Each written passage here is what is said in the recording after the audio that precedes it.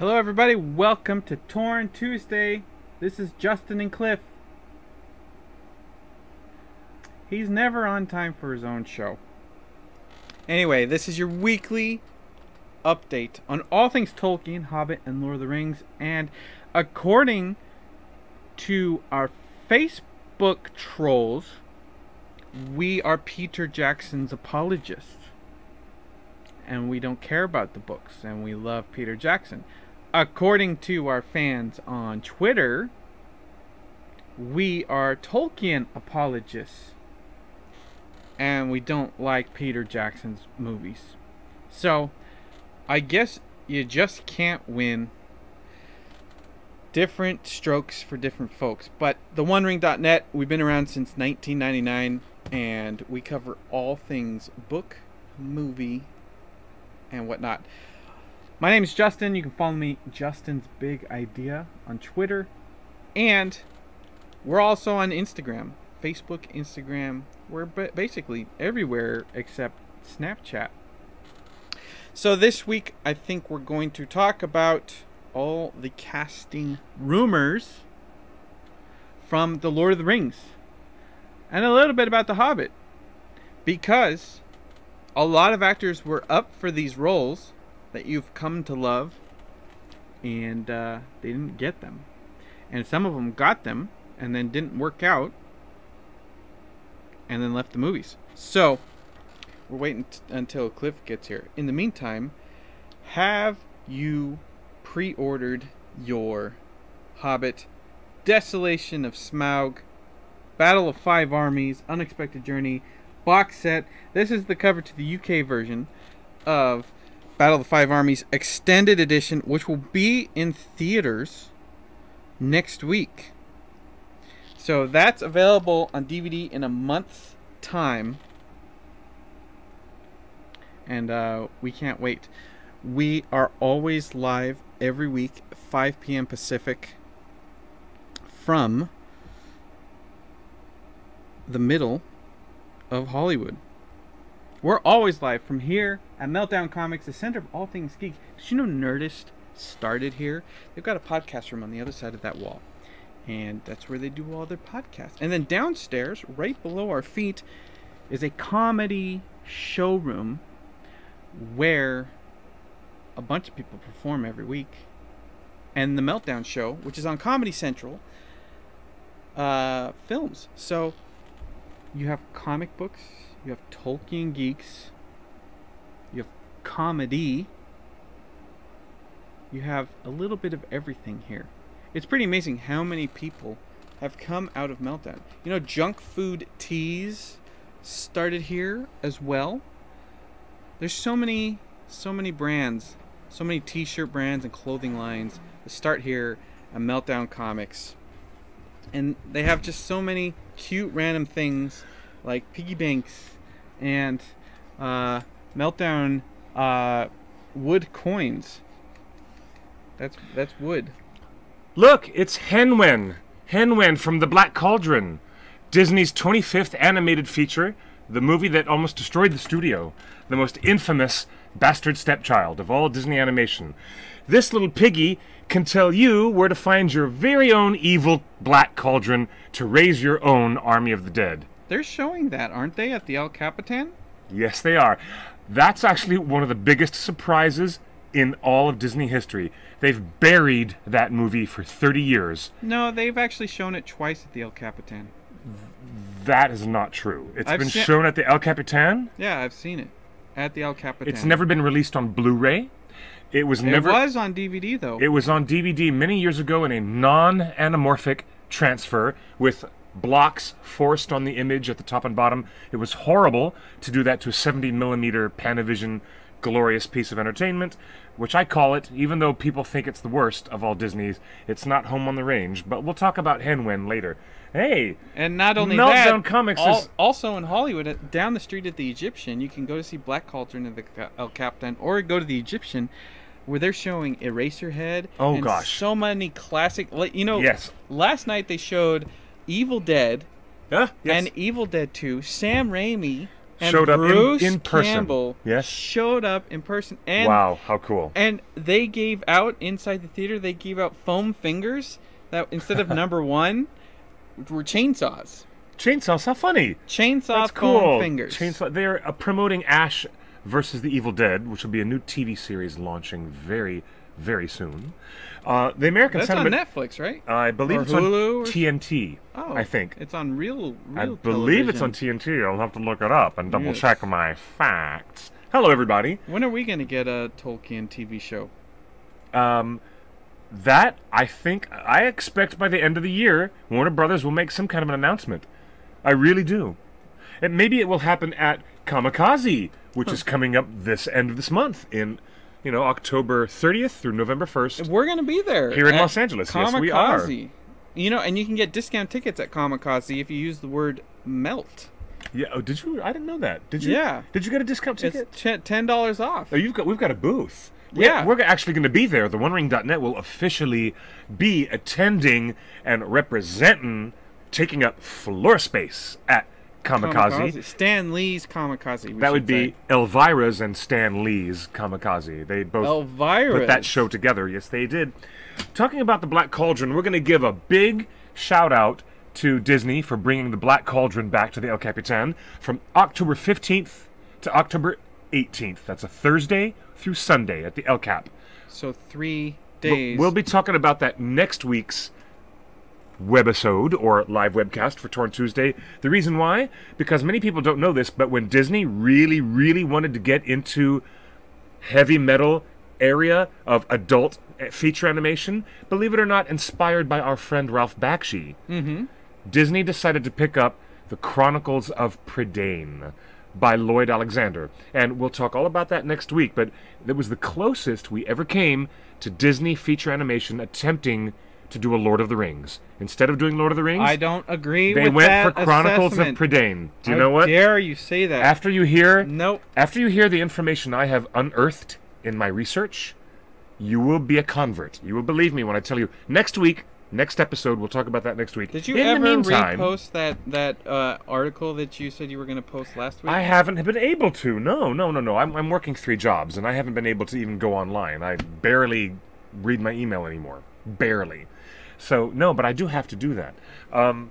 It's so exciting to be back here with everyone on Torn Tuesday with Justin, my wonderful producer and co-host, and with all of you guys. The guy on time every week. And the guy, well, I'm lucky to get all the way across town. I take 3 buses to get from there to here at the end of my work day. I'm lucky to get here at all. But I'm really glad to be here. Do we make this announcement for our special guest who's coming in early November? Not yet. It's a special guest from the Hunger Games who's going to be on our show. Can we can't reveal the name? Okay, we'll talk about this later. But we have a special... November is going to be a really exciting month. Yes, November's going to be exciting. We'll be getting in line for Star Wars The Force Awakens. Oh my god. Hey, we need to talk about the lineup. I know a lot of people who are getting the lineup ready.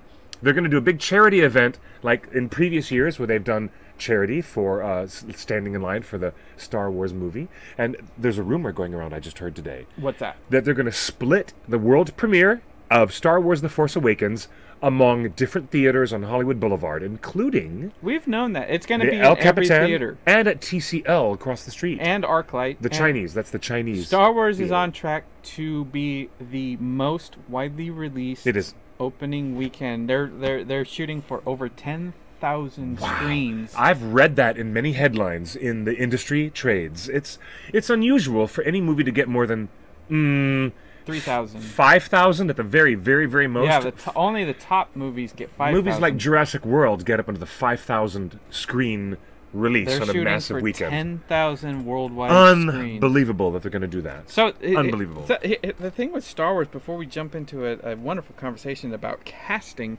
is that casting. Oh, during the episode 1, we have to 2, talk about that today. And 3, fans camped out in front of the Chinese theater. Star Wars started the blockbuster. Yes.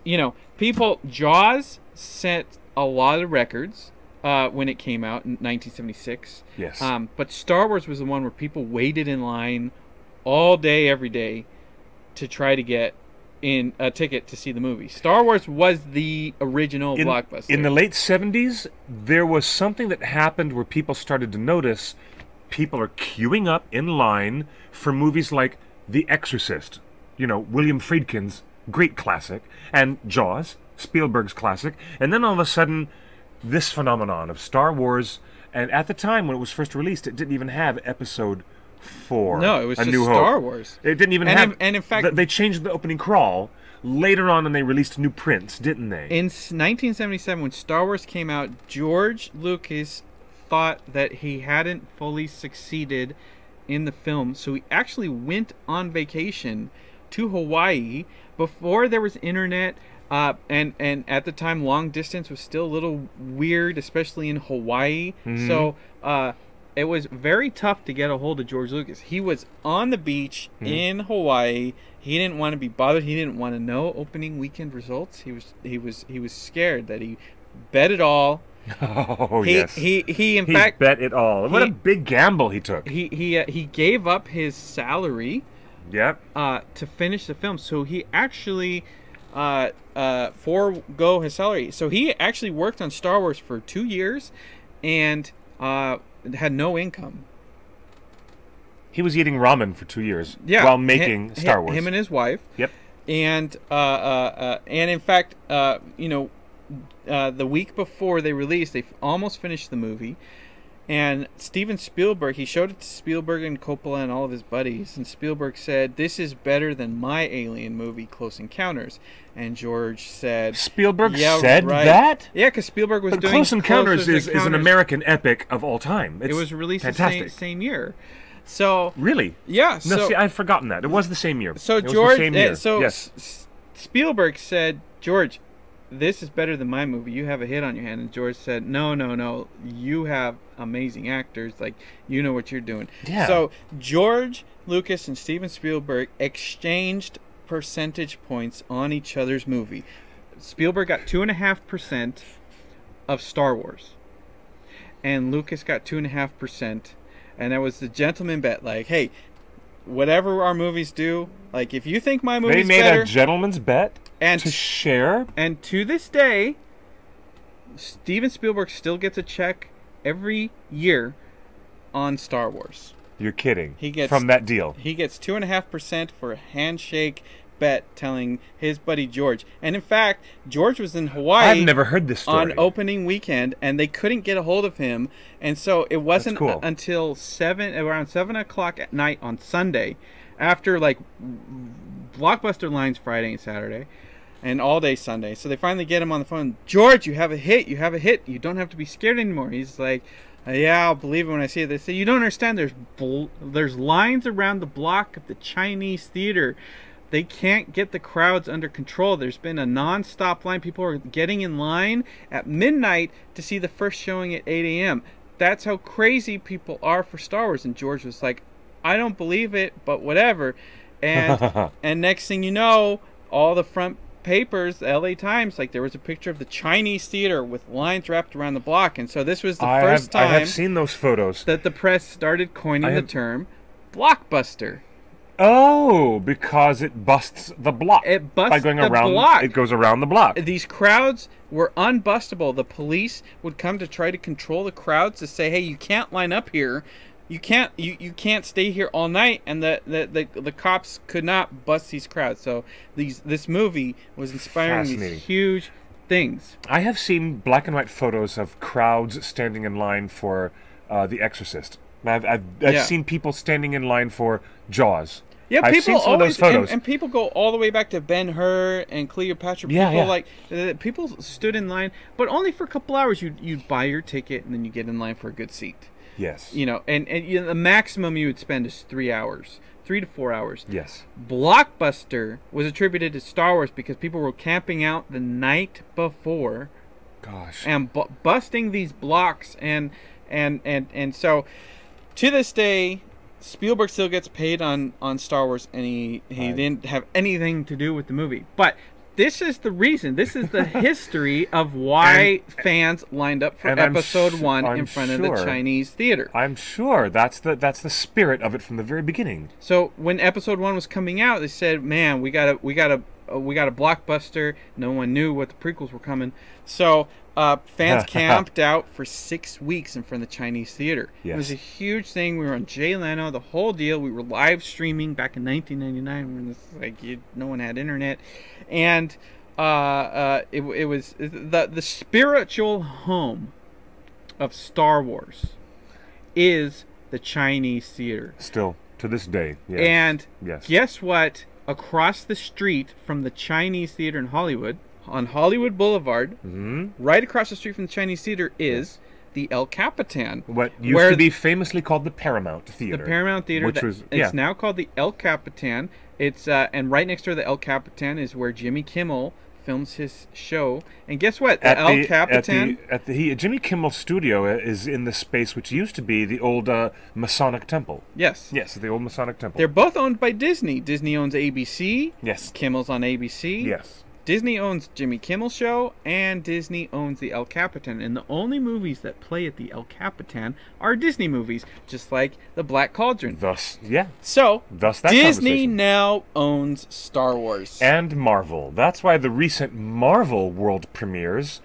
that have been under the auspices of Disney, including Thor 2, The Dark World, and Avengers Age of Ultron. They're all at the El Capitan. They used to be at other places, but now they're at the El Capitan. So the thought being that the world premiere of Star Wars may be at the El Capitan, not the Chinese, and the thought is that because Disney owns Lucasfilm and Lucasfilm's doing Star Wars, that the fans should line up at the El Capitan. If you're gonna spend any amount of time in line, you should line up at the El Capitan because it's Disney. That's the home. And a bunch of us hardcore fans who know this whole history are like, no, the Chinese or bust.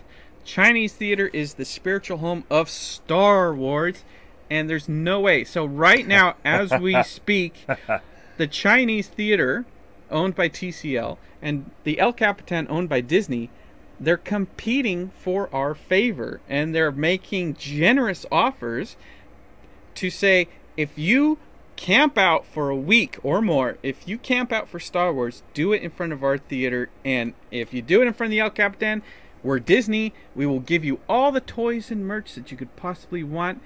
We're going to make it worth your while. The Chinese theater across the street, like, you guys, we're the spiritual home. We know that you guys feel special about the Chinese theater.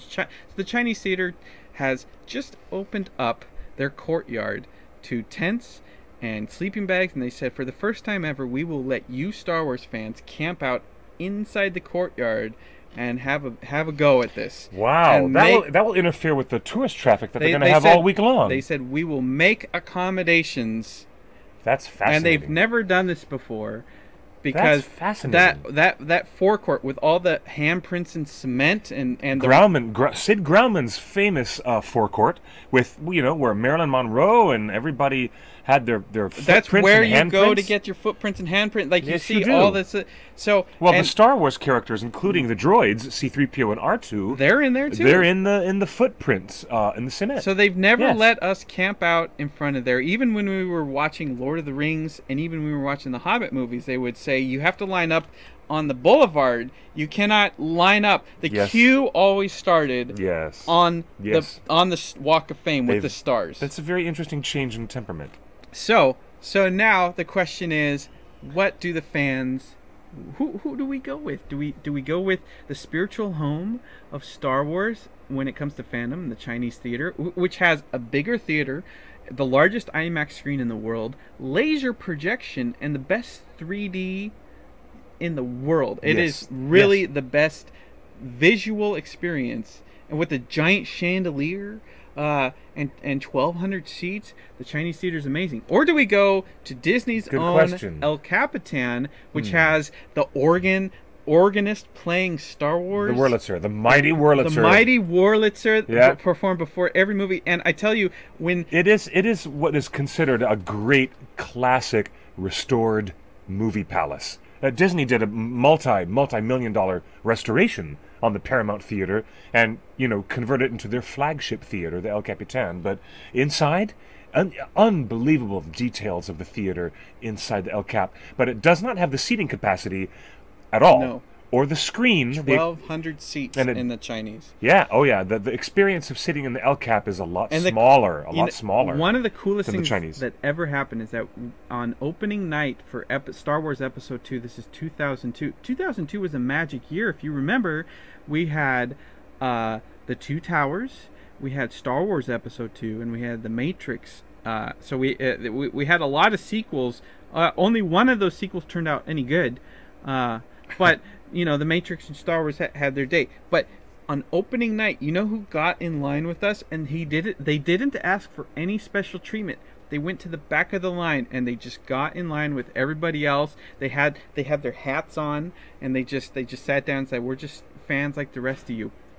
Sean Astin and Elijah Wood. Oh yes. Sean Astin and Elijah Wood actually showed up. Yes, they did. And got in line with the fans for Star Wars. Mm-hmm. And of course we're like, you guys have to go in front of us. Like, you guys are made like Lord, and they're like, no, we just want the experience of like being in line with everybody else. And it was just amazing. That is so badass.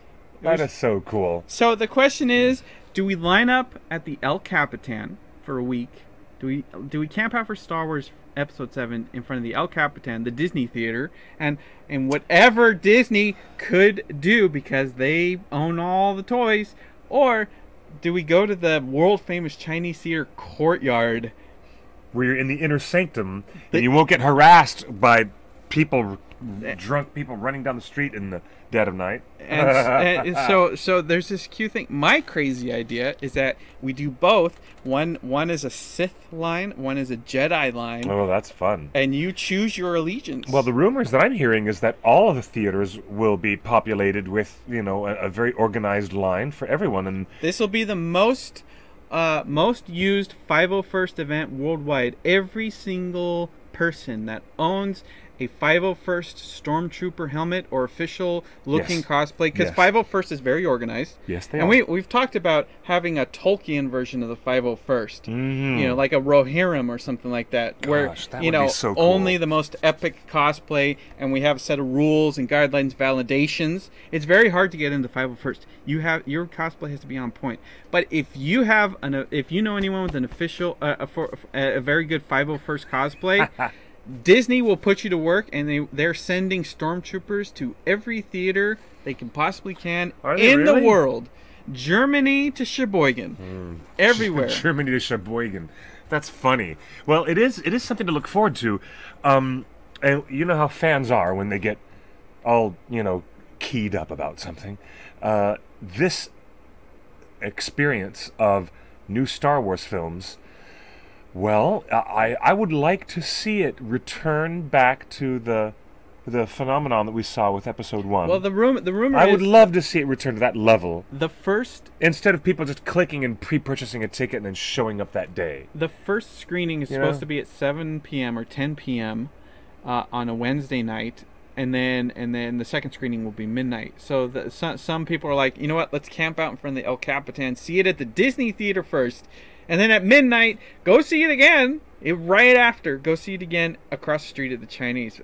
I'm kind of that sounds cool. I'm kind of like, you know what? Chinese or bust. Like my first theatrical Star Wars experience was at the Chinese theater. There's just something magic there. I mean, it's just. But everybody knows that Disney hooks up the fans. Like, if we camp out at the El Capitan, you know Disney is going to make it worth their while. Especially for the earliest people who are there in line. I saw people camped out in line already there for Star Wars. It's crazy. No, I'm kidding. He's looking at me like, really? Last year possible, when they released the first Star Wars Episode 7 trailer, I went to the El Capitan at 7 a.m. and they showed it 3 times in a row. Once in 2D, twice in 3D. What was the film screening? I don't know. I didn't stay for the movie. Of course not. I paid to go into the movie. I saw the Star Wars trailer 3 times. And then I left. I'm like, that's all I wanted. I think it was Big Hero 6 or something like that. That's hysterical. So we've done some amazing things with Lord of the Rings and the Hobbit. I mean, when the Hobbit movies came out, we went to the Chinese theater. We had DJs out. We gave away a free PlayStation games and Xbox games. We had a and lot of giveaways. T-shirts, and we've done trivia and costume contests. Wasn't it some amazing Tolkien costumes? I mean, there's something magic about the Chinese theater. It is fantastic. I do like the renovation they've done on it. It is the largest capacity, not the largest IMAX screen, but is the largest capacity IMAX auditorium for people who are, and it's got, they both have drapes. It has it does have a massive IMAX screen, but it's not necessarily technically the world's largest. I want to say that that there's a rumor, I just saw it recently, that original casting for Han Solo was going to be Bill Murray. They were actually talking to Bill Murray instead of actually who they went with, Harrison Ford. Does that blow your mind? I mean, no, how could Venkman have brought the quality to Han Solo that we know and love from Harrison Ford? Han Solo was supposed to be the snarky guy, and true, but Bill Murray would not have been snark. He would have done snark on the point, but he would not have been believable as a romantic lead.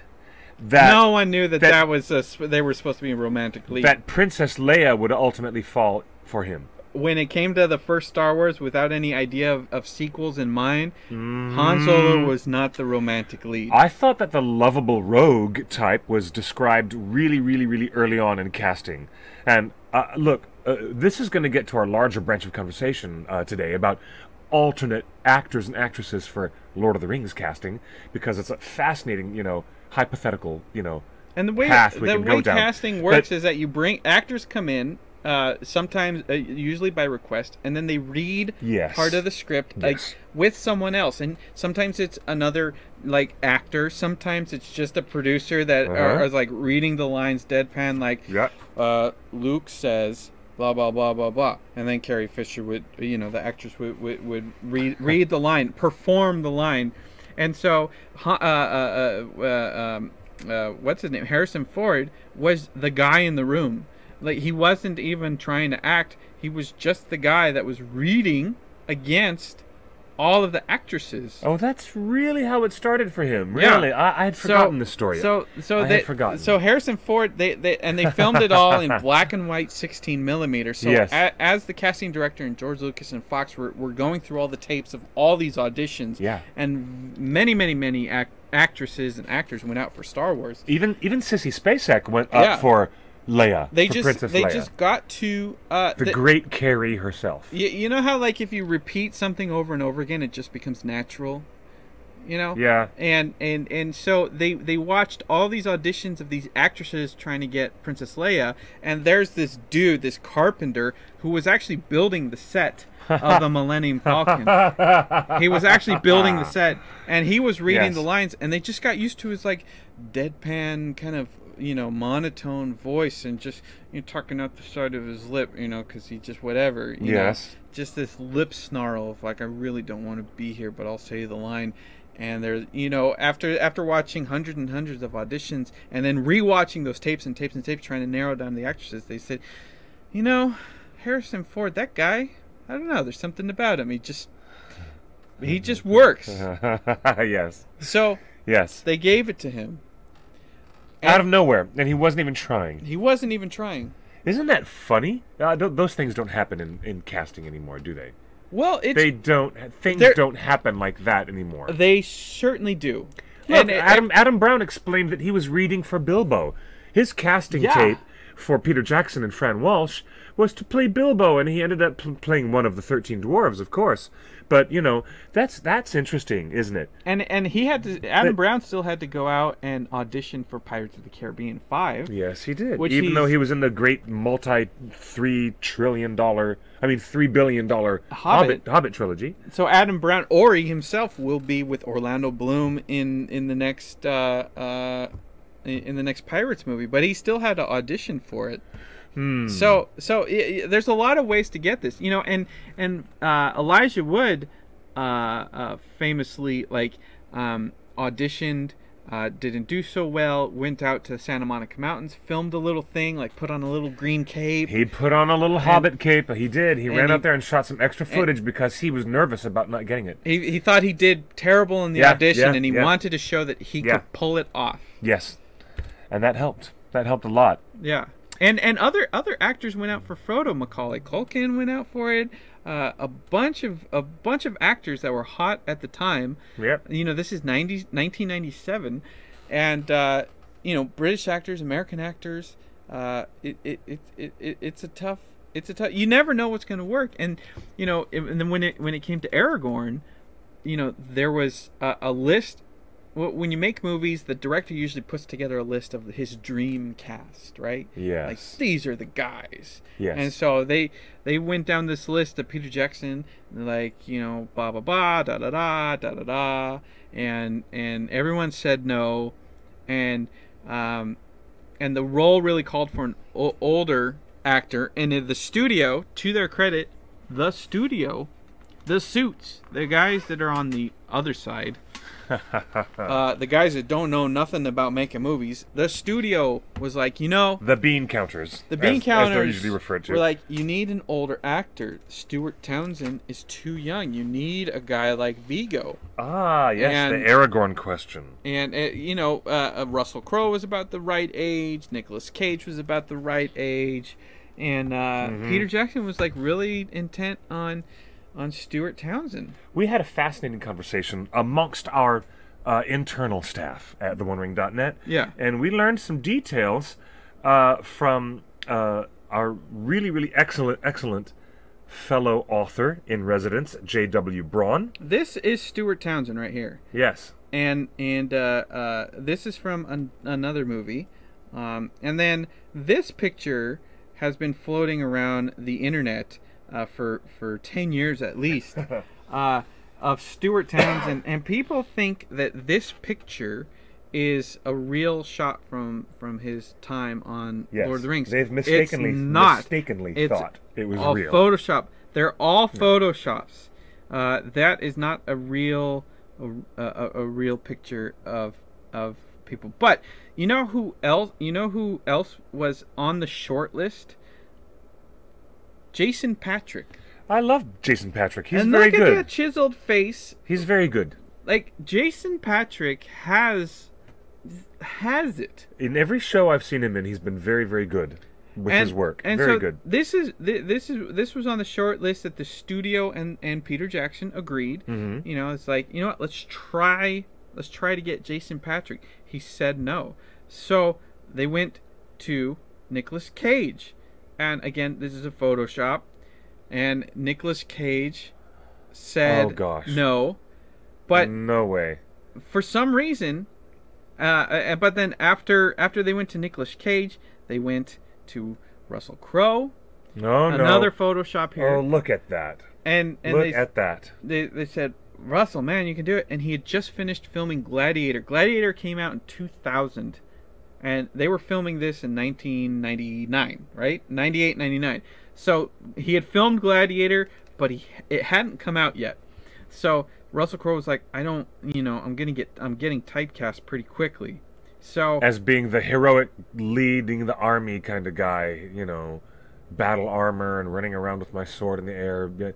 So he probably thought I better, choose a different slant for my next role. That must have been Mr. Crowe's idea. For some reason, he said no as well, and so there's three big actors that have said no. But for some reason, in the histories of Tumblrs and internet fandom, look at that.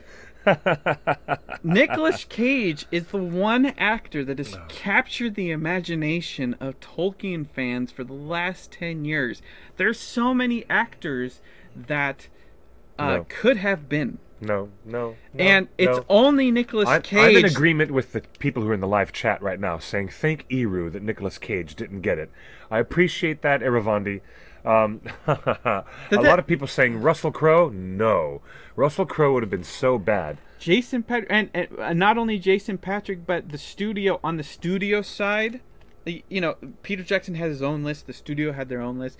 The studio actually did reach out once to Brad Pitt and he quickly shut it down. Brad Pitt was in no position to take it, but the studio wanted Brad Pitt because they had this wonderful cast of people, relatively unknowns, and they're like, you know what, the big action hero needs to be Aragorn a bigger guy. Needs to be a big actor. The big man on campus, so to speak. And so, people are just like, why? I've always been curious.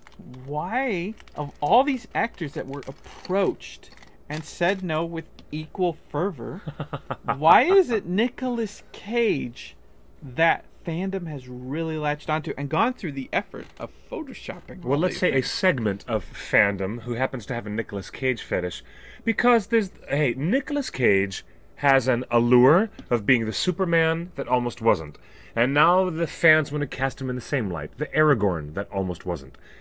That's why. And Superman was scheduled to come out around the same time because, we're talking Tim Burton's alleged version of Superman. Yeah, we're talking 1997, 98, 99. This is when Tim Burton's Superman was on its way, and this is the same time that Lord of the Rings was starting to film. They were casting in 97. Yep. They were shooting in 98 and 99. Yes. And then they were in post 2000 and Yep. 2001. And then it came out in December 2000 or November 2001. So, so Nicolas Cage was hot to try. I mean, he had just done all the Michael Bay, Jerry Bruckheimer movies. He was in The Rock. He was in Con Air. Yes. He had Yes, this. he was. He had this. Remember in Con Air, he had the long hair and he had the rough beard, and he just smelled freedom. I personally cannot understand why anybody in the Ringers camp would have any fascination with Nicolas Cage in any way whatsoever for any of the roles with the way these characters speak in Middle Earth. With the dialect coach having to work so hard with these actors to give them the dialect that they need. There's no way I would have been able to accept any fake accent from Nick Cage. I just couldn't. I couldn't take it. I couldn't accept it. Could you? But Nicolas Cage. Nicolas Cage is Aragorn. What do you think? It's my birthday. It is. It is your happy birthday to you. Happy birthday. This looks like a birthday card. That's a birthday card. But Oh yeah. but who would you have had as an alternate Aragorn, if not Viggo Mortensen? Who do you think would? Well, have we been? just went through the list of I'm asking my friend here, Francisco. Mr. Dominguez. What do you think? Oh, what? Aragorn, alternate casting choice. You wouldn't have gone with Nick Cage, would you have? No, I would have not gone with See? Nick Cage. Automatic instinct. No Nick Cage. No Nick Cage. Just retire. Go live in an island. Okay. Oh well. $1 on the birthday card. Happy birthday, dollar. You know what? Give us a. I want to hear your opinion. Give us a call on the hotline 530-64-FRODO. It's at the bottom of the screen. 530-643-7636. Call us.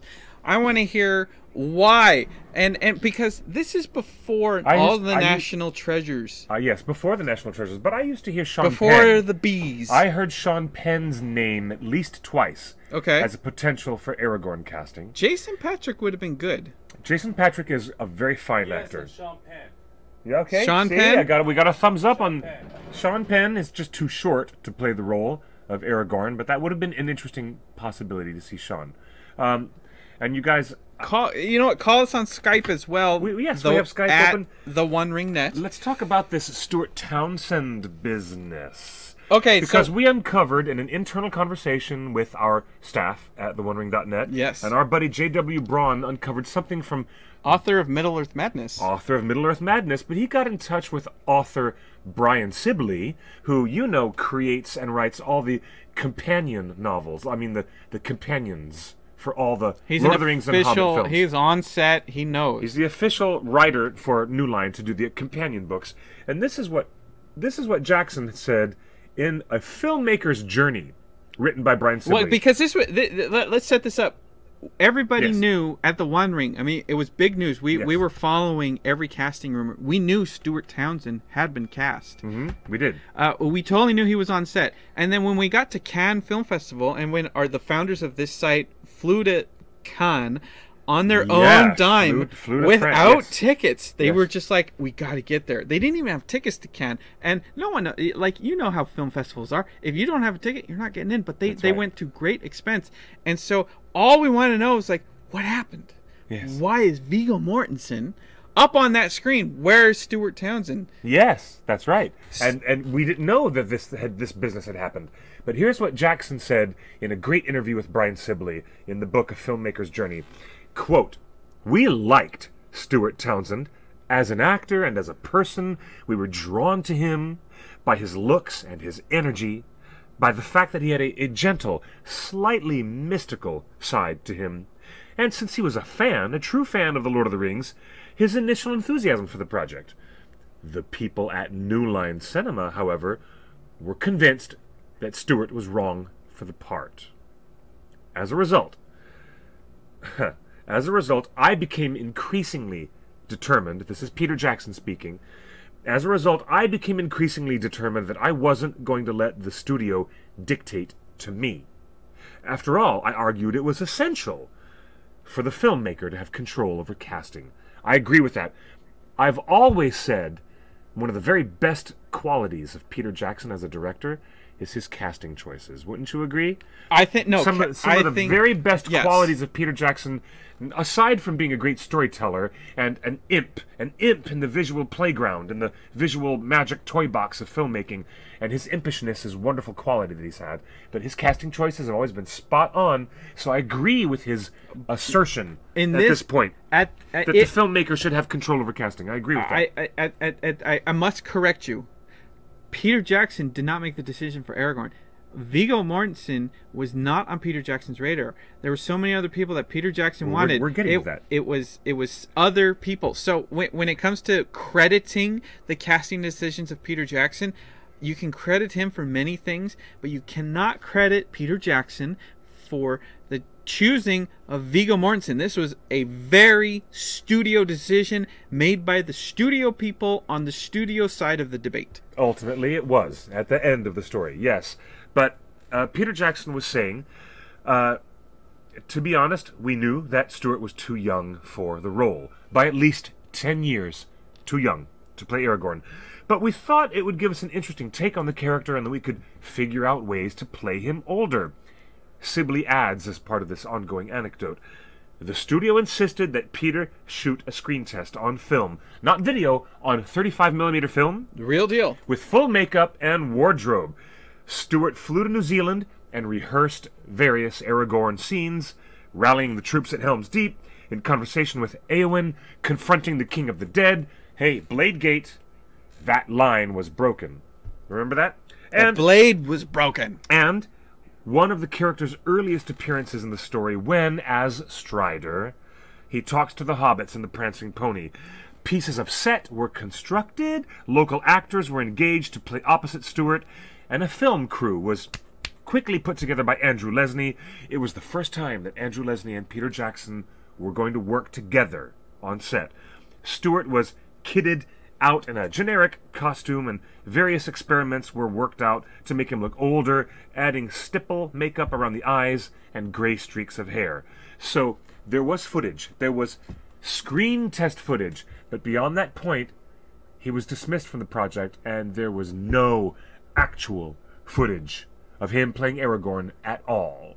Period. So this Stuart ongoing... Townsend, but there is footage. This rumor exists. There is no Aragorn footage with Stuart Townsend with the other actors on a regular production day. Only the stuff of him as Aragorn in a screen test. Listen, they never actually shot anything with Stuart Townsend. Didn't they just say that the actors were there? Huh? Didn't they say Gimli was there? Local actors. No, but doesn't he say John Rhys Davies was there? That's a rumor. That's a rumor. No, I swear, JW actually said. So nope. Here's the deal. It was one of the first things that they had shot, and they shot it as a full makeup screen test with the cameras that they used on the film, 35mm. Yes. So the fact is, there is footage. Yeah, but it's not true production film footage. But they shot it on the sets with the cinematographer on the same cameras, with the makeup, in the costume, on the real set. Not green screen, on the real set that they constructed. So there is footage of the Paths of the Dead of Stuart Townsend in the scene. And not only that, at the time, before there was any inclination that this was going to be a really good movie, this was a very big risk back in 1999. Yes. New Line Cinema was not paying for a behind-the-scenes crew. Peter Jackson was footing the bill on this journey, and there's a guy named Costa Botes. Ah, yes. The late, great Costa Botes. Costa Botes. He's a New Zealand filmmaker. He's a documentarian, and you might have seen his unique documentary on the making of Lord of the Rings on a late DVD release of the Lord of the Rings trilogy that came out in around 1998, 99, I think. 2008, 2009. Costa Botes, he has all the footage of Peter Jackson pitching the studios. Oh yeah, that early stuff. Early stuff. So he was on set during those early days. So there's two opportunities here. There's Costa Botes. I have no doubt Costa Botes has footage of Aragorn's first day on set with Stuart Townsend. There is a 35mm screen test that they did that's locked up somewhere in the Warner Brothers vaults. And I'm sure that there was a set photographer taking photos and sending the photos back, because it was easier to send photos than video. Yes, at the time. There's probably Polaroids. There's probably a bunch of stuff out there of Stuart Townsend as Aragorn. The crazy thing is... Forgive me, I'm incorrect. Costa Botes has not passed away. He's still very much alive. And he's very much on Facebook. My mistake.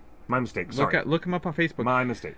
So there's three opportunities here. We know that there's costume and set photography. So there's photos somewhere. There's Costa Botes VHS video, and there's feature film 35mm of Stuart Townsend. It has never leaked, and we have well-placed spies all over the world. Yes, we do have well-placed spies. Not a single person behind the scenes at thewandering.net. We've all seen stuff that we can never publish. You were on set for Return of the King. You were on set for The Hobbit. So I was on set for Two Towers and Return of the King and The Hobbit. Yes. So we've seen and we've been privy to wonderful stuff that will never see the light of day. I was privy to stuff that I wasn't allowed to publish until a year later. I had to wait. And we're still waiting on Mr. Sear to publish some of the stuff he saw. So the fact is, nobody at the OneRing.net has ever seen a photo or video. They buried this with extreme prejudice. They did. I have no doubt it wasn't destroyed. It's got to be somewhere. It's got to be somewhere. I think the holy grail for Lord of the Rings film fans right now is getting that footage of Stuart Townsend as Aragorn. That was the closest we'll ever see. Now, a couple years ago, footage that was thought to be lost was found from the classic film starring Eric Stoltz called Back to the Future. Oh, yes. Marty McFly was originally a black leather jacket wearing cool dude. Yes. Played by Eric Stoltz. They filmed for 2 or 3 weeks on Back to the Future with Eric Stoltz. And the studio and the filmmakers decided, you know what? This guy, he's a great actor. He's not working out, so they fired him. Same type of thing that happened with Stuart Townsend in Lord of the Rings. Everybody thought that was the holy grail of Back to the Future fans. Like, what was there? What was Eric Stoltz footage look like? Are we ever gonna see that footage? Yes, we did. Someone found it, and it was put on a DVD. They re-released Back to the Future. You know, this year 2015 is the future in Back to the Future. You know, they go ahead.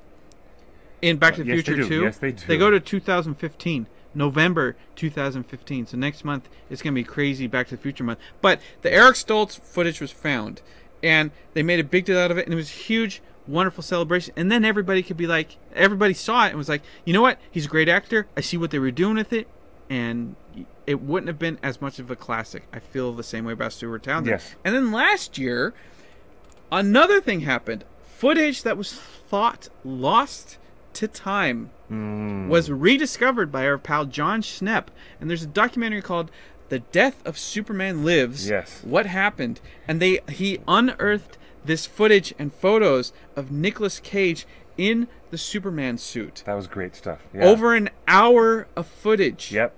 That documentary is jam-packed with real, actual video footage of Nicolas Cage getting into character, wearing the suit, practicing facial expressions. Standing 5 feet away from Tim Burton himself, trying to practice, Kal-El, son of Jor-El. So that's twice. In the last 5 years, twice. So now you footage. think there's a precedent. Now you think there's a precedent. There's two precedents that would allow New Line / Warner Brothers to release some of this Stuart Townsend screen test stuff. I'm just saying. You know what? Those classic days of old Hollywood back in the 30s and 40s when all the great starlets would come in and do a screen test for Mr. DeMille, blah, blah, blah, blah, at the Culver City lot. You know what? It's still true. That is still the way things are done in the movie business. Even though it was done, 50, 60 years ago, it's still done that way. And every now and then, when they leak those old clips of something that, Betty Davis doing a screen test for something, blah, blah, blah, you're like, oh, wow, I can't imagine Miss Davis going to that part. The same thing would be true. It would be very juicy and very interesting. At least it would satisfy my curiosity and yours if we could see some of the Stuart Townsend footage. Wouldn't it be great? I think it would be cool. There is a think precedent now. Yes. Between the Back to the Future footage with Eric Stoltz, the Superman footage with Nicolas Cage, Yeah. I think precedent has been set that it will not, at this point in history, 16 years on, it will not negatively affect the Lord of the Rings if Warner Brothers were to discover and release the Stuart Townsend footage. Yes. Oh, yes, maybe. But what about Daniel Day-Lewis, who was Peter Jackson's first, earliest choice to play Aragorn? Wouldn't it be really badass if we saw some screen tests of Daniel Day-Lewis trying to do an Aragorn bit? I'm down for that. That's cool. I tell you, if Viggo Mortensen and Daniel Day-Lewis ever did a movie together, take all my money. Oh, dude, yes. Yes, yes. Yes, wow. Imagine a great crossover with Hidalgo and Last of the Mohicans. Those two guys would be the best together. That would be so badass. That would be great. That would be great. Now, wasn't Hidalgo shot by Andrew Lesnie? I'll have to look that up. And I will have to look that up. The funny thing is that, this rumor about Russell Crowe as Aragorn, Russell ended up not going for the role, but he ended up working with Andrew Lesnie in Andrew's final film, The Water Diviner. The Water Diviner. Which was Russell Crowe's directorial debut. That is right. So, when Russell Crowe wanted to make his first movie, he called upon the Lord of the Rings cinematographer Andrew Lesnie, and it turned out to be, unfortunately, Andrew Lesnie's final film. So there's so many so many connections. Now, Kaylin in the chat room mentions similar stuff happened on The Hobbit, and this happens to a lot of movies. So we talked about Back to the Future with Eric Stoltz. We talked about Nicolas Cage in the Superman suit. We've talked about the footage of Stuart Townsend as Aragorn. Yep. What about Rob Kaczynski as Feely? He actually is in the shot, the master shot. He's in the movie of the dwarves singing the song, and there's that, long, slow shot past the fireplace where Thorin is standing with his arm over the fireplace, and we get to see all of the principal 13 dwarves in the same shot, although we see some of them less than others. But Mr. Rob Kaczynski's in the background, and they fiddled with the darkness to darken it sufficiently enough so that you would not see that really was Rob. When he had to leave the production, they had already been into filming about a 2 or week. 3 weeks. Yeah, a couple of weeks. Yeah. Couple of weeks of filming already done.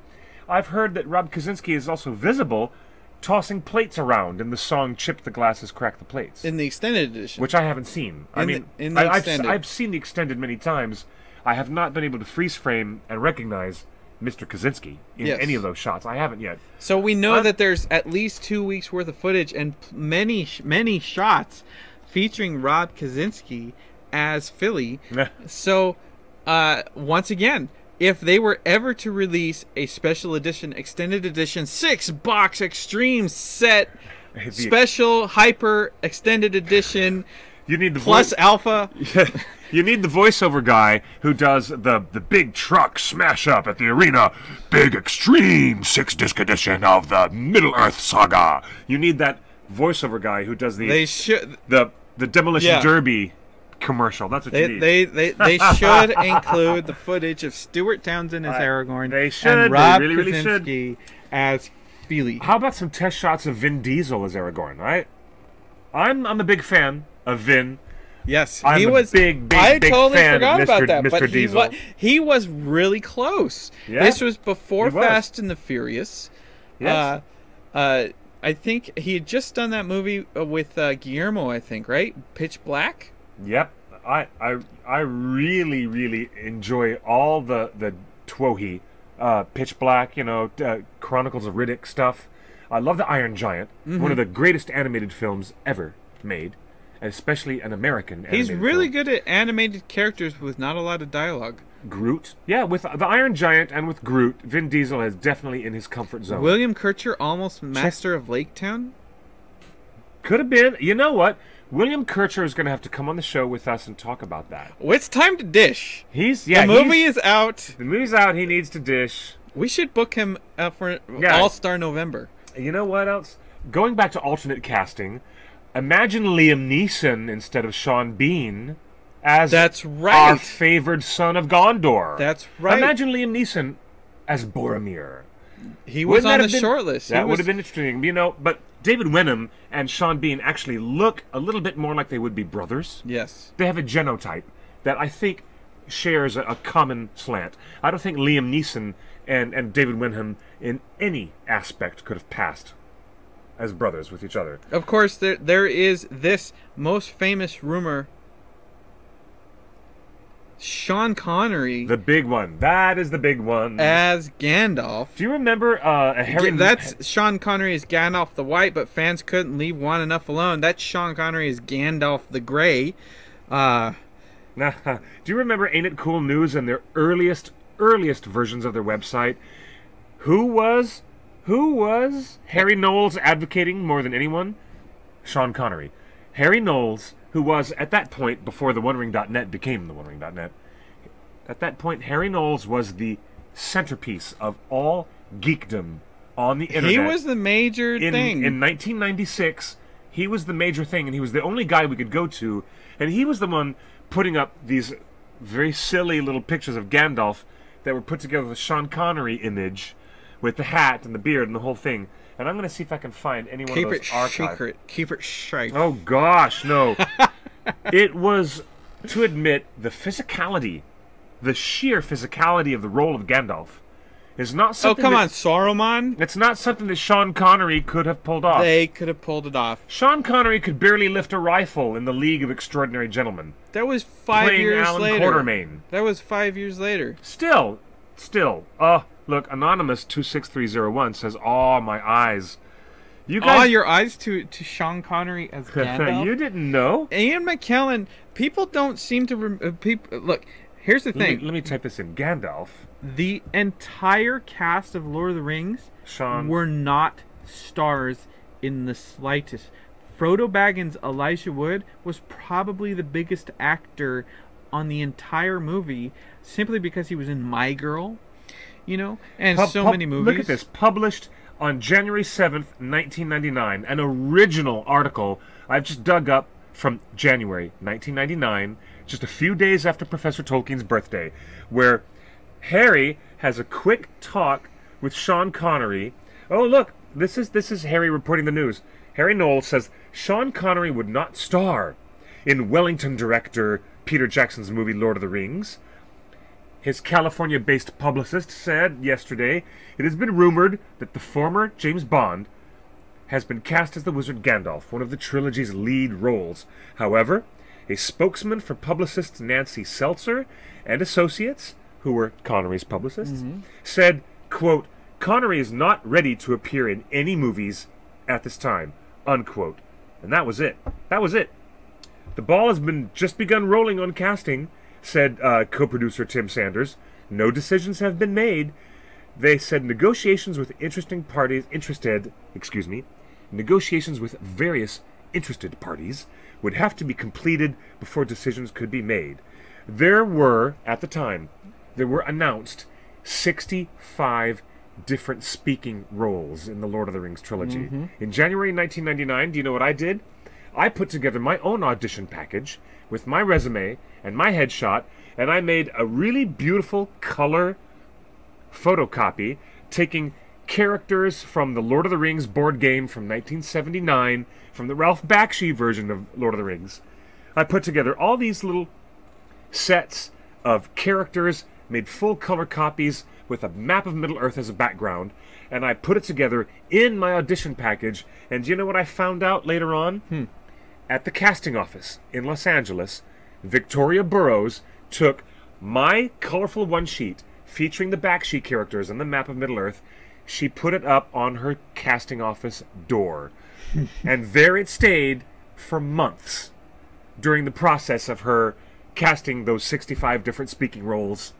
And you know what? The one person she did not effing call in to her casting office, even though I was the guy who made that colorful placard that was on her door, she didn't call me in once.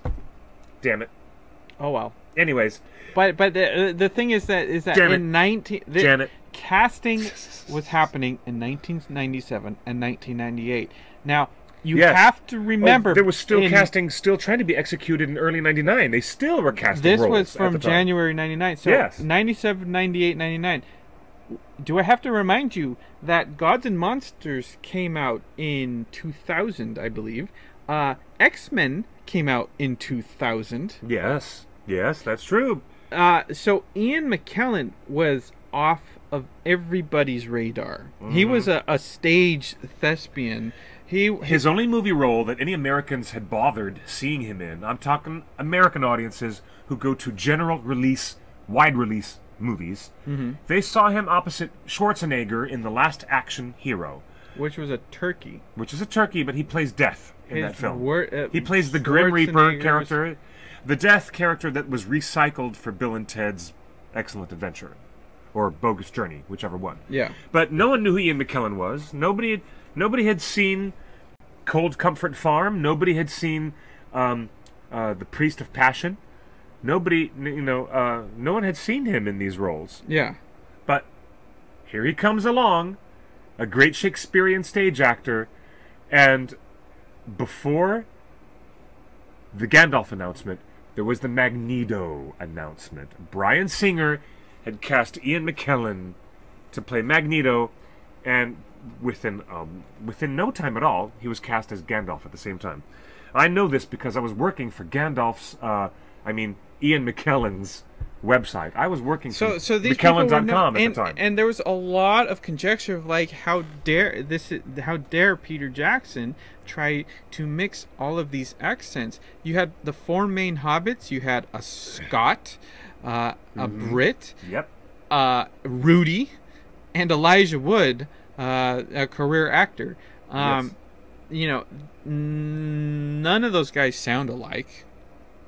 None of them talk to each. None of them in their normal speaking tone sound anything near each other. Dominic Monaghan, Billy Boyd, Elijah Wood, Sean Astin. So when all these people got cast, people were like, okay, so Tolkien was an Englishman, and they're casting the big main character as an American, but then they got the Scot over here, and now they want Sean Connery. Like, is everybody gonna have a Scottish accent?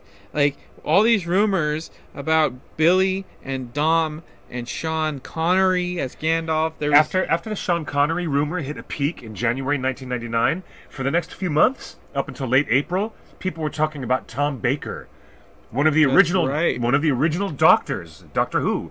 Was he the 6th or 7th Doctor? I think it was the 6th.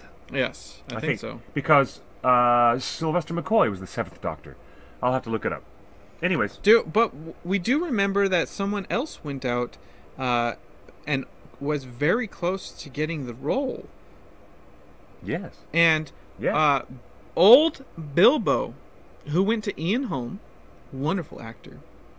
Old Bilbo had many actors go for it. I believe Derek Jacobi, who I think was in Gladiator with Russell Crowe.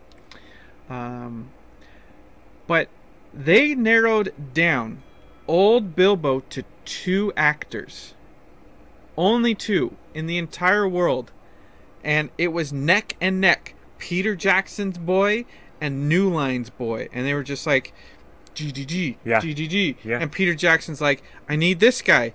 And New Line's like, well, we need this guy because he's got nerd cred. He's really got nerd cred, street cred. And if you're trying to bring in the fantasy crowd, like, give us a name, give us someone we can market, please. New Line was begging. Kaylin in the chat room says New Line was begging. Thank you guys, 4th Doctor. Begging for anybody that they could market besides Ian McKellen. Old Bilbo, 2 weeks away from filming, old Bilbo almost went to Sylvester McCoy.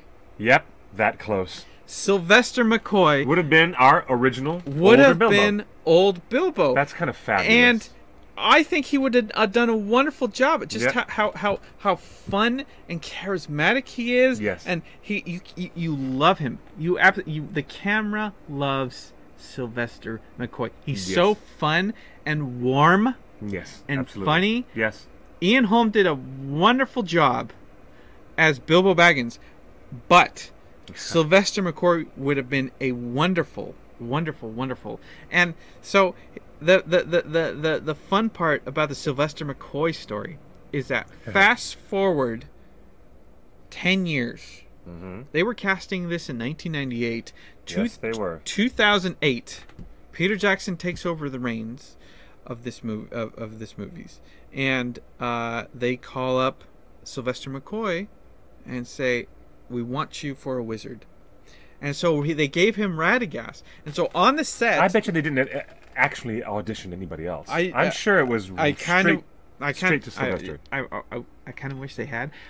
But Sylvester McCoy. Oh, this guy. Oh, jeez. Sylvester McCoy was almost Bilbo Baggins, and on set during The Hobbit, Peter Jackson kind of nudged Sylvester's like, "Aren't you glad I didn't give you Bilbo back then?"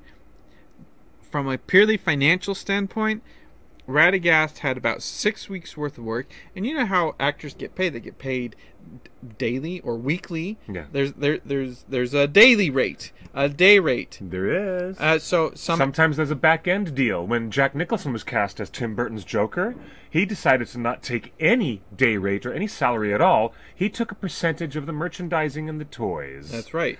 And Jack Nicholson made a lot more money that way than if he had just gotten his regular payment for performing the Joker. Yeah. You know how the Sean Connery thing ended up. Sir Ian Holm was an Oscar nominee. At the time, was he an Oscar nominee? And we're talking 1997, 1998. Wait, they started principal photography in '98. Yes. With the stuff in the Shire. Yes. So they would have shot old Bilbo stuff. He would have been wonderful as old Bilbo. I'm glad. Think so. I'm glad Northerner in the chat room agrees with me. Hi, hello, Pete. It's really great to see you, and Sarah, and you, Kaylin. Hello, lovely to see all of our very good friends and family in the live chat. The weird decisions of casting went on with Lord of the Rings trilogy for perhaps a year and a half too long. Mm-hmm. Way too long a process for casting, but it ended up all right in the end. Was there any question about the elves though? Yeah, there were questions about the elves, but let's get to that. Ian McKellen got the chance to play Gandalf only for one reason. Sean Connery did not understand the part. He admitted He years never read later it. that he did not understand the part. He didn't understand the role. And it said, listen to this. The films were considered a massively risky undertaking at the time, as they were being shot by a relatively then unknown Peter Jackson with no Hollywood big names on the bill at all, except Liv Tyler, who was a late casting choice. She But was here it is. paid extra. Even a veteran star like Sean can make a mistake so big that it causes him to lose out on a mind-blowing amount of money. In order to convince Sean Connery to take the role of Gandalf, the producers, the studio, you know what they offered him? In addition to $10 million per film as a salary, they offered Connery 15% of the box office of all They three really movies. wanted a bona fide star for this. They wanted Sean Connery, the James Bond, the man himself, to be Gandalf in all three. They offered him 15 freaking percent of the box office, on top of 10 million per against film. 30 million. In what would Oh, and this is what it says here in the news magazine. In what would turn out to be a monumentally poor decision, Connery declined the part because he, quote, did not understand the script. Close quote. That's it. we also understand that Christopher Lee himself really wanted Gandalf, and thought he had it in him. You know, he was in his late 70s, and when they first started talking with Peter Jackson, you know, like 96, 97, you know. Wow. Yeah. When you Yeah. get up in those years, when you get up into that age, Yeah. you know, every year counts. Yes. So by the Yes. time to the year 2000, 3 or 4 years later, you know, every year counts, and Christopher Lee regretted his greatest regret was not being able to perform. Not being robust enough to play the part of Gandalf. Yes. Connery would say later on, quote, I never understood it. I read the book. The man who would be Gandalf. The man who would be Gandalf. Yes, thank you. Thank you. That's very clever, Pete. Sean Connery said, I never understood it. I read the book. I read the script. I saw the movie. I still don't understand it. However, Ian McKellen, I believe, is marvelous in it. He was very generous about losing out on all that money. He was very generous about saying that Ian was marvelous in it. How about that? That you know, the cast that would have been. The cast that would have been. I'm glad that they settled on the hobbits pretty quickly and pretty decisively. And, you know, there isn't a lot of information about the elves, though. You know, the elves, you know, are kind of a secondary. They're a very significant secondary race in the Lord of the Rings. You know, if Lord of the Rings is about the age of men, and the hobbits are the ones taking the ring, and the wizards, you know, like fourth tier might be the elves. But the interesting thing was Liv Tyler was a bona fide star. She'd just come off Armageddon. You know, she was the biggest hot actress in Hollywood in 1997-98. Yeah. And they paid her extra to get on this film. This was New Line. New Line was like, look, dude, Peter, if you're not going to give us a star, like, give us one of these characters that we can just throw all the money at, because they couldn't get Sean Connery for Gandalf. Right. That's right. So they had all this extra budget left over for casting, and they're just like, whatever she wants, just give it to her, you know. True. And they got her.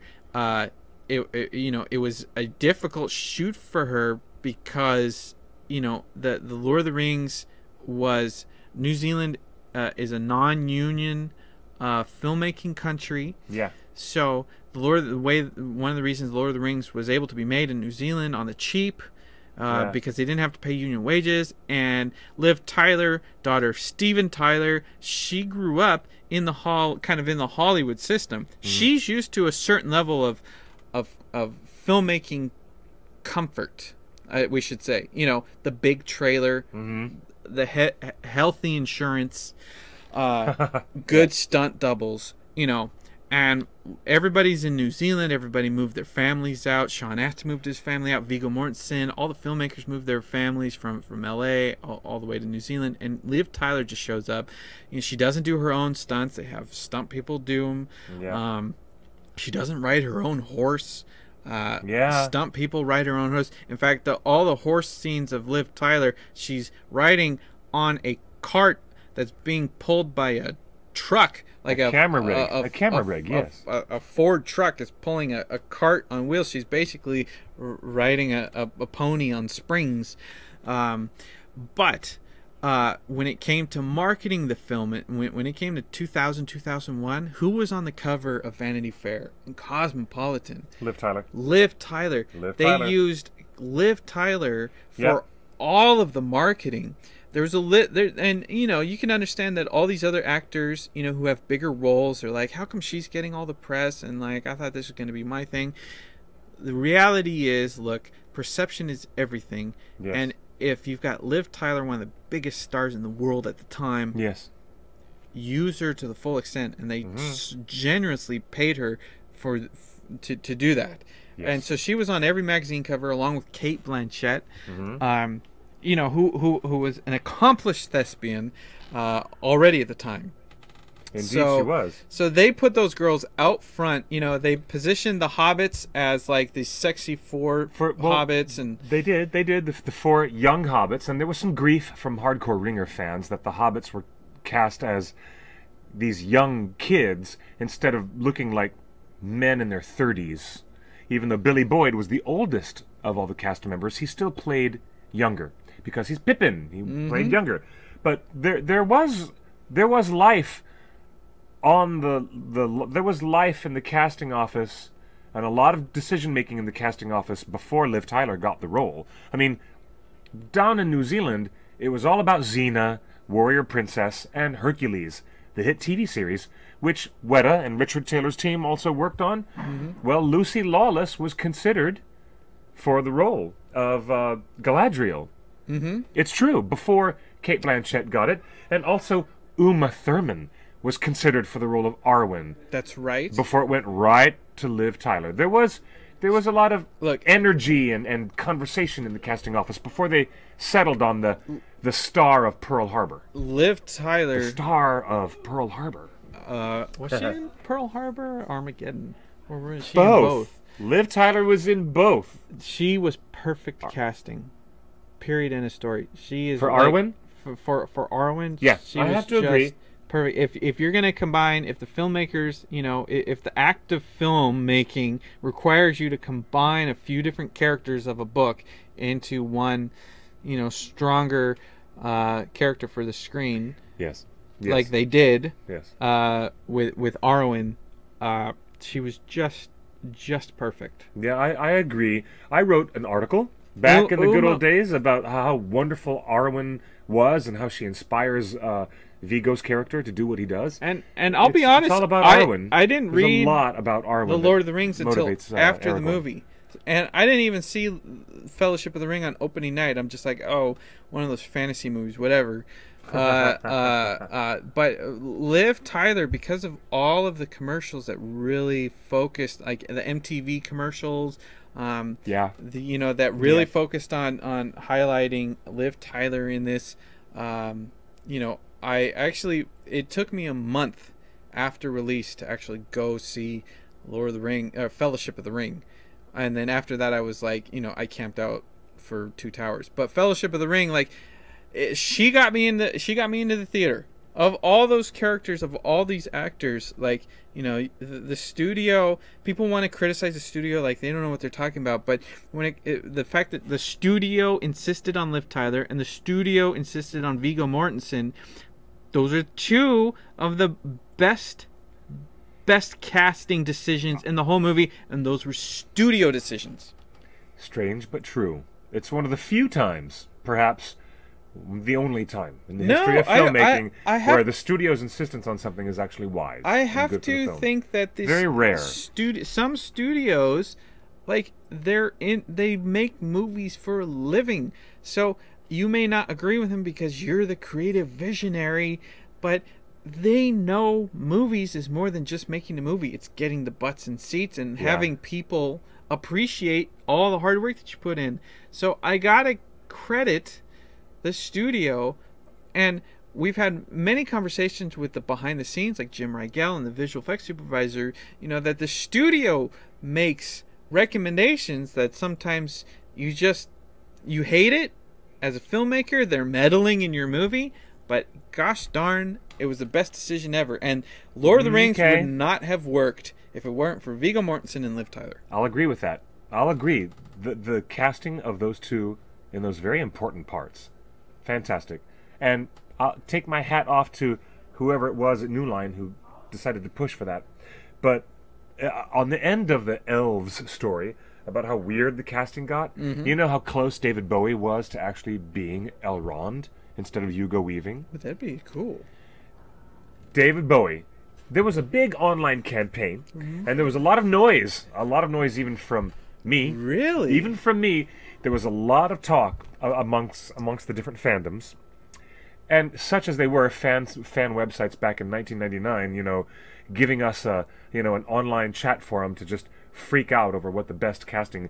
Everybody in the talkback on Ain't It Cool News, before we got the OneRing.net into full swing, everybody universally said the same thing. Nobody could be more better than Mr. Aladdin Sane, the thin white Duke, David Bowie himself. What do you guys think? You guys in the chat room, you tell me if you think... Now, a lot of fans think it would be very difficult to see through anything, except that's David Bowie in an elf costume, and that it would be impossible to just get past that presence of him being such a major icon of rock and roll.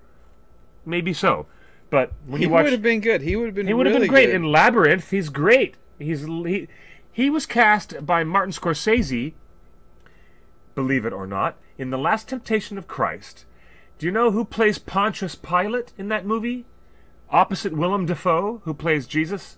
Well, it's David Bowie. David Bowie as freaking Pontius Pilate. And more... In this great scene with Willem Dafoe saying, "So, you think you're the king of the Jews?" With his little dry, crisp British accent.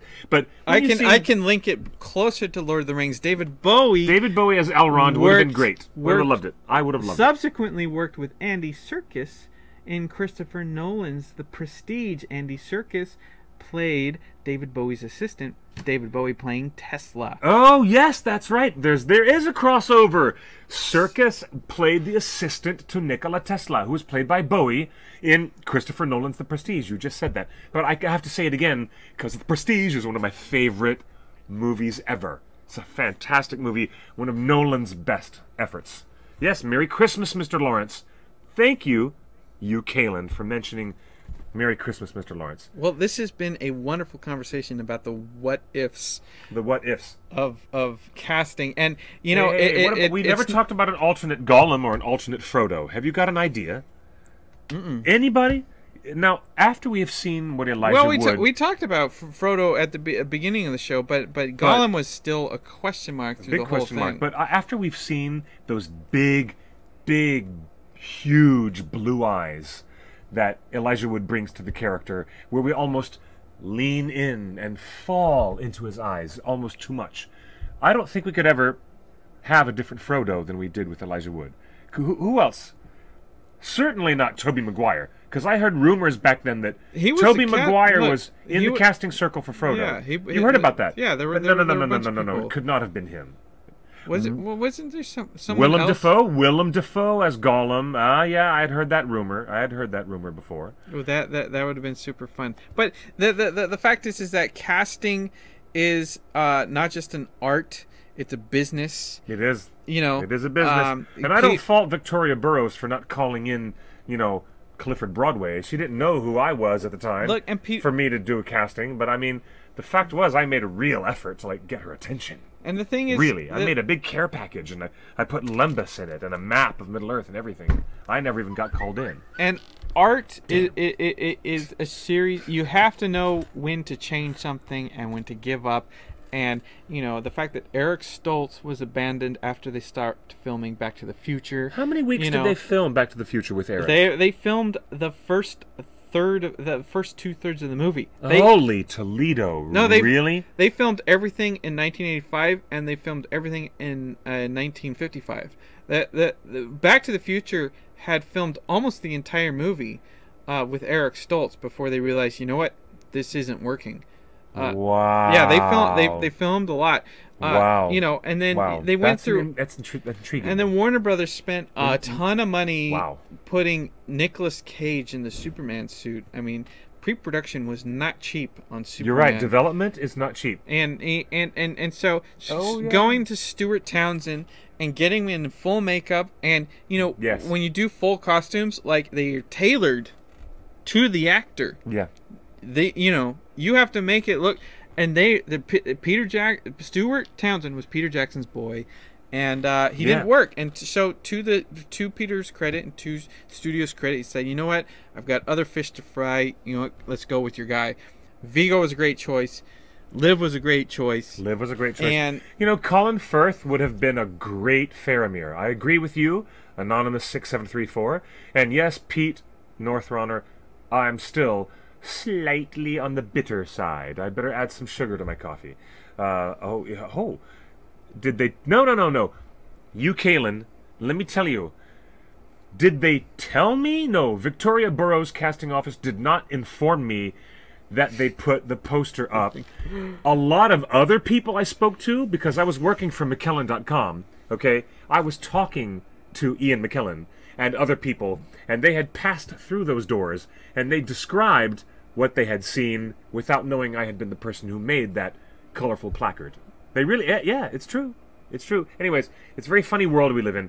But And for the record, I know Garth. I know it's Garth. when it came to the Hobbit films, before Guillermo del Toro was even involved, before everything, we did a panel at San Diego Comic-Con, The One Ring, and we said, you know what, if they ever actually did the Hobbit films, not that it's ever going to happen, there was only one name on the list to play Bilbo Baggins. Yep. And this was 2006, Oh, 2007. yes. I mean, Yes. the chances of a Hobbit film were slim to none at that point. Yes. And there was only one person that the fans ever wanted for Bilbo Baggins, and that was Martin Freeman. Yep. And he was everybody's first choice at the studio. In fact, Peter. People remembered him so fondly from Disney's live-action version of Hitchhiker's Guide to the Galaxy with Mos Def and Zoe Deschanel and John Malkovich. Oh, and Snape, the voice of Alan. Alan Rickman, who did the voice of the robot. Yes, that performance of Martin Freeman in Hitchhiker's Guide to the Galaxy before Sherlock, before everything, made everyone say, "Oh, look how perfect he is as this character. How about him as this character?" And we've was actually great. been It was told great. by Philippa and Fran that they were paying attention to the OneRing.net during those early years of The Hobbit, and what they basically implied that the fan reaction to thinking about Martin Freeman as Bilbo Baggins for The Hobbit helped to influence their decision to commit to him. So He did say that. That's fantastic. So That's fantastic. you know what? A dream is a dream, and fans have the power. Look, filmmaking is a collaborative experience between the fans, the original work, the rights holders, the studio, and the filmmaker as genius. And yes. and when it goes good, everybody credits the filmmaker as genius. But as we've shown today, a combination of fan reaction, a combination of studio insistence, helps make the best product possible. And if you leave any part of that unchecked, if you cut the studio completely out, you might have a movie that just doesn't resonate with audiences. If you cut the fans out, you have something like Fantastic Four, where nobody, and then True that. But Yes. and then if you give the filmmaker complete control without any Checks and balances? checks and balances or a Yeah. strong studio production, Yes. you end up with the Star Wars prequels and some would say the Hobbit movies. So it's a combination of everything that comes together. Listen, when Martin Freeman is off screen in the Hobbit films, you miss him. You really notice his absence when the story goes off to Dol Guldur, or what is Thorin doing over here, or what's happening with Legolas, blah, blah, blah, blah. Whenever Martin Freeman is not on screen in those 3 Hobbit movies, people universally complained. In every major review, from every newspaper, every magazine, every pundit, online, on the television, anybody, they all said the same thing. Martin Freeman is so good, why didn't we see more of him? You know how often I heard the complaint, the title of this movie is The Hobbit, isn't it? Where's so your hobbits? Where's the Hobbit? Why is it we're spending so much time with Azog, or over here, or over there? Where's Martin Freeman? And I said that myself in my own written reviews for the OneRing.net. Martin Freeman was the best, absolutely 110% the best choice for playing our, 60 years younger And then Bilbo Baggins. one final we question all missed from the him when he chat was not room. on screen. He was the best. When did the call for Cumberbatch was this? Look, when Cumberbatch was announced to be the voice of Smaug, nobody knew who the heck this guy was. In fact, the only thing that we could go on is that we found an audiobook of Benedict Cumberbatch reading the Jabberwocky. And we're just like, all right, Alice in close Wonderland. your eyes Yes. and pretend that you're listening to the voice This of a was bef- dragon it was- read the Jabberwocky. This was before Sherlock had appeared on the BBC. Before Sherlock, before any of that Before The Imitation Game, before Cumberbatch became Hollywood's it boy. Now he's going to play Dr. Stephen Strange. Yahoo! My favorite casting decision that I've heard about in the past few years is that my favorite Marvel Comics character of all time is going to be adeptly handled by Mr. Cumberbatch himself. I think that's effing brilliant. Really, really cool. Really, really good news. What was it the old adage they say around town? That casting is 90% of directing? You do hear that from time to time, don't you? No, directing is 90% casting. Dude, that's what they say. Well, I got it backwards. My little dyslexia hit me just today. But, yeah, directing a film is 90% the casting choices. And it's I agree with that. I agree with that. It's a combination between the studio, the filmmakers, and the fans. Because when you get it right, you really get it right. Thank you for joining us. This has been a wonderful Torn Tuesday about all the possibilities of what the Lord of the Rings could have been if other decisions were made. In fact, other decisions were made and then taken back. And then taken back. Hey, you could even dial back the clock to the 60s, like we did in the Ringers, Lord of the Fans documentary, and explore what the Lord of the Rings would have looked like back if Stanley Kubrick had made a version of the film. Directed by Kubrick, but starring the Beatles. The Beatles. Holy Toledo. Imagine what that casting would have been like. And the only reason Tolkien said no is because he was neighbors with John Lennon, and John Lennon had too many parties at his house. Yep. And he's like, too much. Dude, that dude, I don't listen to his music, but he's a terrible neighbor. He's 3 doors down. He takes all the parking on my street. His wife hated driving down the street because John Lennon always threw parties with Clapton and Harry Nilsson. Yes, and all those Harry guys. Nilsson, yes. So the one of the main reasons the Beatles never got their Kubrick movie of Tolkien's book is because John Lennon and J.R.R. Tolkien were neighbors. That's it for this week. We're live every Tuesday, 5 p.m. Pacific from Meltdown Comics Hollywood, the home of all things geek. If you ever make it to L.A., please come here. Come here. Talk to us. Crash our show. We'll invite you up to the attic, our little wonderful loft. It's an attic loft studio where we are. Yep. And lots of love to you for being with us and being a faithful audience. It's wonderful to have you guys here, you guys and gals, every week. Follow me on Twitter at QuickBeam2000, QuickBeam, QuickBeam2000. Follow him at Justin's Big Idea. We'll see you next week, where we're going to talk about the fact that Disney could not make their Lord of the Rings. Instead, they decided to make the Chronicles of Prydain. And what ended up with 30 years ago this past July, The Black Cauldron. We'll talk all about that, the agony and the ecstasy of Disney attempting to do high fantasy, and what they ended up with. We'll talk about that because they're going to do a revival at the El Capitan. It's so exciting. We'll talk to you guys next week. Thank you. We'll see you on thewondering.net over the coming days. Thank you. Isn't this GIF just wonderful? Are you playing that crazy Nick Cage thingy? Isn't it beautiful? It's mesmerizing. I really believe it. All I can hear is his bad Southern California Valley dialect. I can't imagine bad San Fernando Valley dialect coming out of the mouth of Aragorn. This is a good sword. I can't imagine. This is a good sword. Like Vigo had a couple lines that were chopped up. Like, you know, Nick Cage could have done it. Nick Cage could have pulled it off. This GIF shows me that Nick Cage could have pulled it off. No, that GIF is stuffing nonsense. Nonsense. But amusing, anyways. Would you like some lembas? I brought you some sesame lembas. No, thank you. Good night, everybody.